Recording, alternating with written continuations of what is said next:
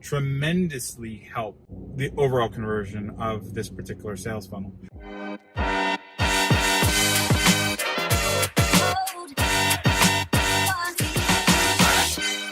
What we're going to talk about right now is customer analytics.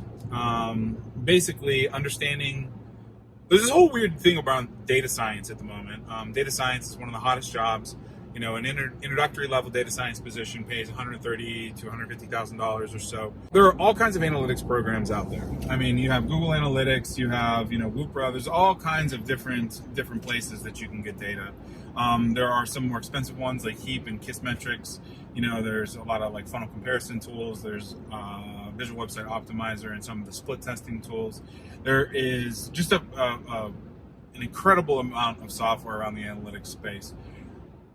But at the end of the day, somebody needs to interpret and understand those analytics in order for them to make a difference in your business, which has always been the hard part, because software, it's getting smarter, but a software can't, show you where the bottleneck is and then also recommend an action to remove that bottleneck without a person. You know what I mean? You need somebody who understands data and understands marketing on a fundamental level to be able to interpret what is happening on a website, in a sales funnel, on a sales page, and then move through, help implement and execute change on those, based on those things.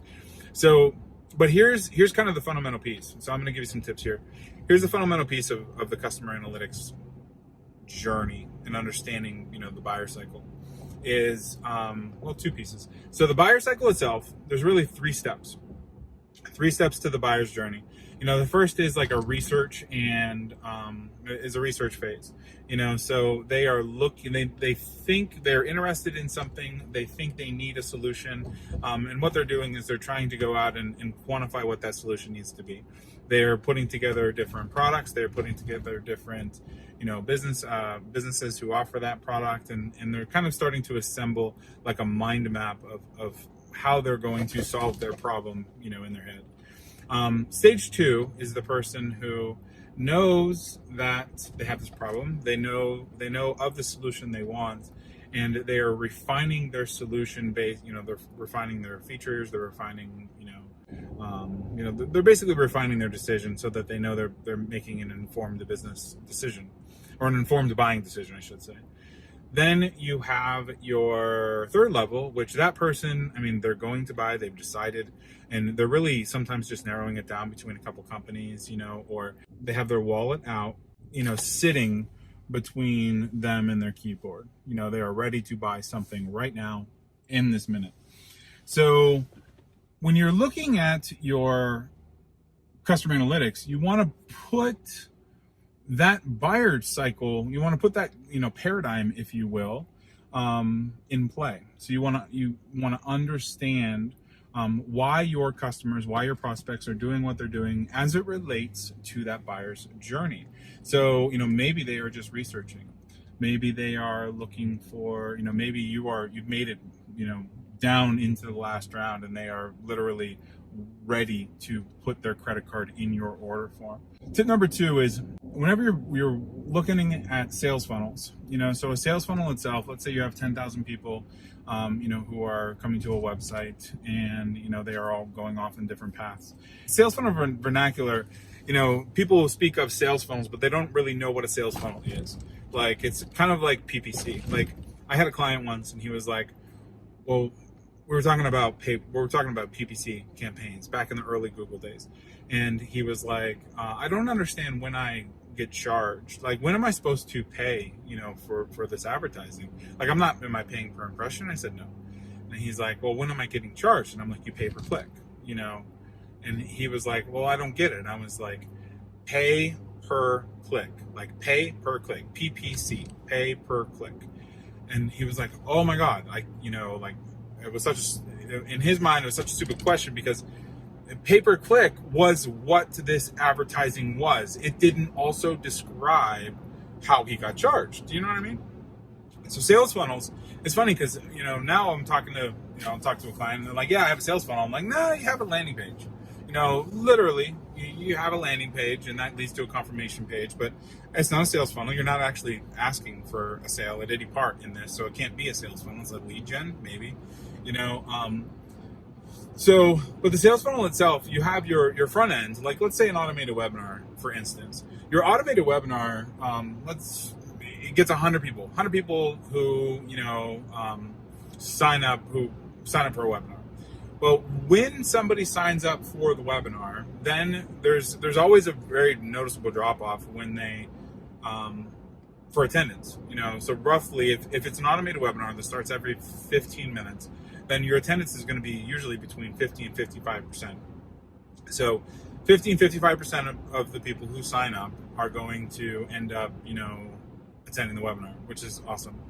Now, if it's live, it's usually like 30%. So you're getting a bump just by doing automated and just by scheduling it pretty quickly after they sign up.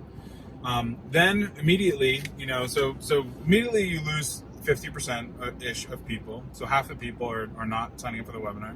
Then about half of them will watch through the webinar until your pitch. So now we're down to about 25, 27 people who stay to the pitch itself.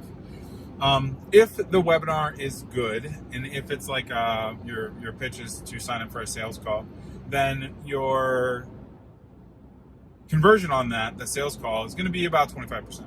25% of people are going to sign up for whatever sign up for that call to action.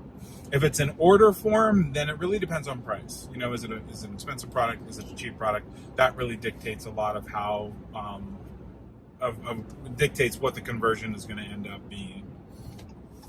But anything that you can do to influence those bottlenecks, so if you can increase the registration on the webinar from 35% to 40%, then you're putting more people on the webinar.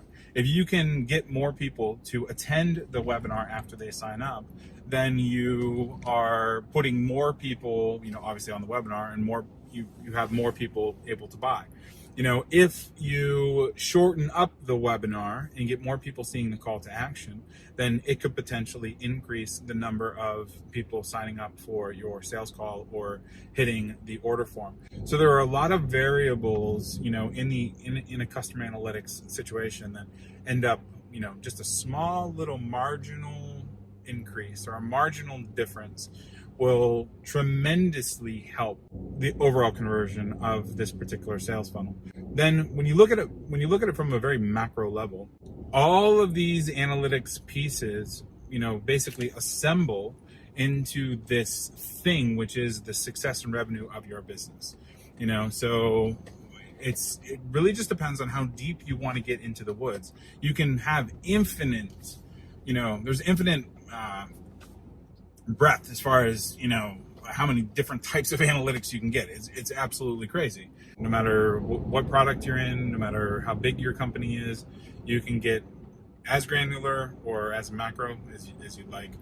So if you want us to take a look at some of your numbers and put a story around them, basically like figure out what's going on, where are your bottlenecks, from a paid traffic standpoint, from a sales funnel standpoint, whatever, we will gladly take a look at your business. Just go ahead, go to consultingsession.com, fill out the short little form, and then book a call with my team. We're going to take a dive into your business, and we're going to put together an action plan on what you need from a sales funnel standpoint and from a marketing standpoint to grow and scale your business. So if you like this video, share it, please. Subscribe to the channel, like the video. That would be awesome, and I'll talk to you soon. Thanks.